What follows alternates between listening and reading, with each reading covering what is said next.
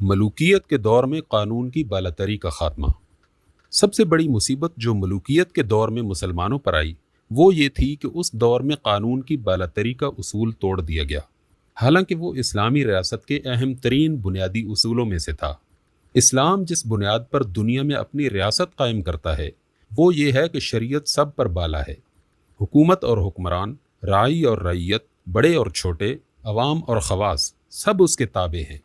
کوئی اس سے آزاد یا مستثنیٰ نہیں، اور کسی کو اس سے ہٹ کر کام کرنے کا حق نہیں۔ دوست ہو یا دشمن، حربی کافر ہو یا معاہد، مسلم رعیت ہو یا ذمی، مسلمان وفادار ہو یا باغی یا برسر جنگ، غرض جو بھی ہو، شریعت میں اس سے برتاؤ کرنے کا ایک طریقہ مقرر ہے جس سے کسی حال میں تجاوز نہیں کیا جا سکتا۔ خلافت راشدہ اپنے پورے دور میں اس قاعدے کی سختی کے ساتھ پابند رہی، حتیٰ کہ حضرت عثمان اور حضرت علی نے انتہائی نازک اور سخت اشتعال انگیز حالات میں بھی حدود شرع سے قدم باہر نہ رکھا۔ ان راست رو خلفاء کی حکومت کا امتیازی وصف یہ تھا کہ وہ ایک حدود آشنا حکومت تھی، نہ کہ مطلق العنان حکومت۔ مگر جب ملوکیت کا دور آیا تو بادشاہوں نے اپنے مفاد، اپنی سیاسی اغراض اور خصوصاً اپنی حکومت کے قیام و بقا کے معاملے میں شریعت کی عائد کی ہوئی کسی پابندی کو توڑ ڈالنے اور اس کی باندھی ہوئی کسی حد کو پھاند جانے میں تأمل نہ کیا۔ اگرچہ ان کے عہد میں بھی مملکت کا قانون اسلامی ہی رہا، کتاب اللہ اور سنت رسول اللہ کی آئینی حیثیت کا ان میں سے کسی نے کبھی انکار نہیں کیا۔ عدالتیں اسی قانون پر فیصلے کرتی تھیں، اور عام حالات میں سارے معاملات شرعی احکام ہی کے مطابق انجام دیے جاتے تھے۔ لیکن ان بادشاہوں کی سیاست دین کے تابع نہ تھی، اس کے تقاضے وہ ہر جائز و ناجائز طریقے سے پورے کرتے تھے، اور اس معاملے میں حلال و حرام کی تمیز روا نہ رکھتے تھے۔ مختلف خلفائے بنی امیہ کے عہد میں قانون کی پابندی کا کیا حال رہا، اسے ہم آگے کی سطور میں بیان کرتے ہیں۔ حضرت معاویہ کے عہد میں یہ پالیسی حضرت معاویہ کے عہد ہی سے شروع ہو گئی تھی۔ امام زہری کی روایت ہے کہ رسول اللہ صلی اللہ علیہ وسلم اور چاروں خلفائے راشدین کے عہد میں سنت یہ تھی کہ نہ کافر مسلمان کا وارث ہو سکتا ہے، نہ مسلمان کافر کا۔ حضرت معاویہ نے اپنے زمانہ حکومت میں مسلمان کو کافر کا وارث قرار دیا اور کافر کو مسلمان کا وارث قرار نہ دیا۔ حضرت عمر بن عبدالعزیز نے آ کر اس بدعت کو موقوف کیا، مگر ہشام بن عبد الملک نے اپنے خاندان کی روایت کو پھر بحال کر دیا۔ حافظ ابن کثیر کہتے ہیں کہ دیت کے معاملے میں حضرت معاویہ نے سنت کو بدل دیا۔ سنت یہ تھی کہ معاہد کی دیت مسلمان کے برابر ہوگی، مگر حضرت معاویہ نے اس کو نصف کر دیا اور باقی نصف خود لینی شروع کر دی۔ ایک اور نہایت مکروہ بدعت حضرت معاویہ کے عہد میں یہ شروع ہوئی کہ وہ خود اور ان کے حکم سے ان کے تمام گورنر خطبوں میں برسر ممبر حضرت علی رضی اللہ تعالی عنہ پر سب و شتم کی بوچھاڑ کرتے تھے، حتیٰ کہ مسجد نبوی میں ممبر رسول پر عین روضہ نبوی کے سامنے حضور صلی اللہ علیہ وسلم کے محبوب ترین عزیز کو گالیاں دی جاتی تھیں، اور حضرت علی کی اولاد اور ان کے قریب ترین رشتہ دار اپنے کانوں سے یہ گالیاں سنتے تھے۔ کسی کے مرنے کے بعد اس کو گالیاں دینا شریعت تو درکنار، انسانی اخلاق کے بھی خلاف تھا، اور خاص طور پر جمعے کے خطبے کو اس گندگی سے آلودہ کرنا تو دین و اخلاق کے لحاظ سے سخت گھناؤنا فعل تھا۔ حضرت عمر بن عبدالعزیز نے آ کر اپنے خاندان کی دوسری غلط روایات کی طرح اس روایت کو بھی بدلا، اور خطبہ جمعہ میں سب علی کی جگہ یہ آیت پڑھنی شروع کر دی: ان اللہ یأمر بالعدل والاحسان وایتاء ذی القربى وینہی عن الفحشاء والمنکر والبغی یعظکم لعلکم تذکرون۔ مال غنیمت کی تقسیم کے معاملے میں بھی حضرت معاویہ نے کتاب اللہ اور سنت رسول اللہ کے صریح احکام کی خلاف ورزی کی۔ کتاب و سنت کی روح سے پورے مال غنیمت کا 5واں حصہ بیت المال میں داخل ہونا چاہیے، اور باقی 4 حصے اس فوج میں تقسیم ہونے چاہیے جو لڑائی میں شریک ہوئی ہو۔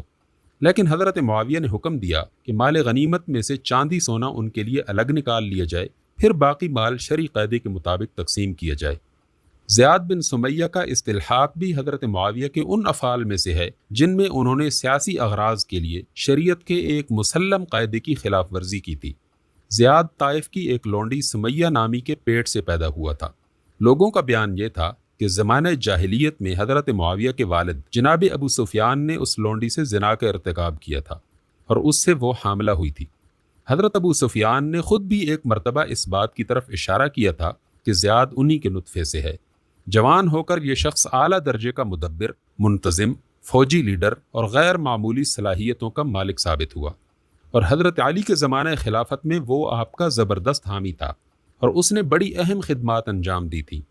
ان کے بعد حضرت معاویہ نے اس کو اپنا حامی و مددگار بنانے کے لیے اپنے والد ماجد کی زناکاری پر شہادتیں لیں اور اس کا ثبوت بہم پہنچایا کہ زیاد انہی کا ولد الحرام ہے۔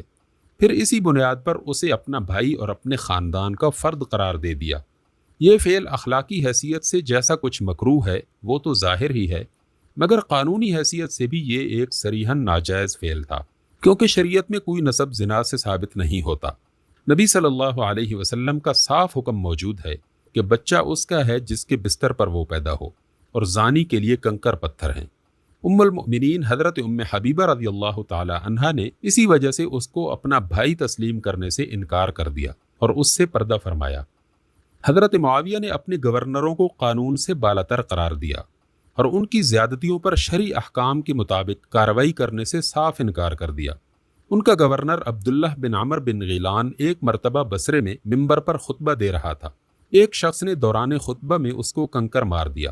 اس پر عبداللہ نے اس شخص کو گرفتار کرایا اور اس کا ہاتھ کٹوا دیا، حالانکہ شرعی قانون کے روح سے یہ ایسا جرم نہ تھا جس پر کسی کا ہاتھ کاٹ دیا جائے۔ حضرت معاویہ کے پاس استغاثہ کیا گیا تو انہوں نے فرمایا کہ میں ہاتھ کی دیت تو بیت المال سے ادا کر دوں گا، مگر میرے اموال سے قصاص لینے کی کوئی سبیل نہیں۔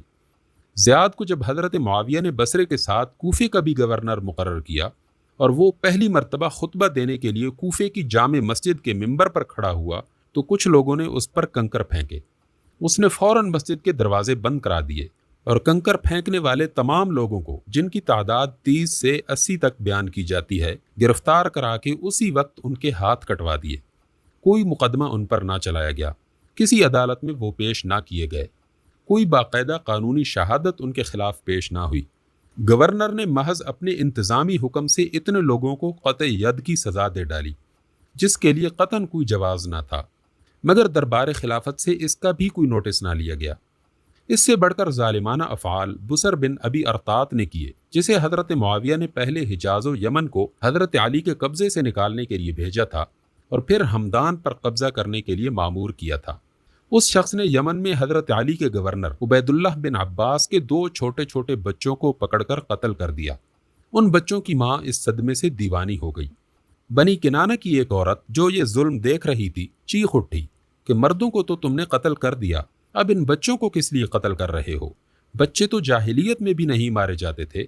اے ابن ابی ارطات، جو حکومت بچوں اور بوڑھوں کے قتل اور بے رحمی و برادر کشی کے بغیر قائم نہ ہو سکتی ہو، اس سے بری کوئی حکومت نہیں۔ اس کے بعد اسی ظالم شخص کو حضرت معاویہ نے ہمدان پر حملے کے لیے بھیجا، جو اس وقت حضرت علی کے قبضے میں تھا۔ وہاں اس نے دوسری زیادتیوں کے ساتھ ایک ظلم عظیم یہ کیا کہ جنگ میں جو مسلمان عورتیں پکڑی گئی تھیں انہیں لونڈیاں بنا لیا، حالانکہ شریعت میں اس کا قطعاً کوئی جواز نہیں۔ یہ ساری کارروائیاں گویا اس بات کا عملاً اعلان تھیں کہ اب گورنروں اور سپہ سالاروں کو ظلم کی کھلی چھوٹ ہے اور سیاسی معاملات میں شریعت کی کسی حد کے وہ پابند نہیں ہیں۔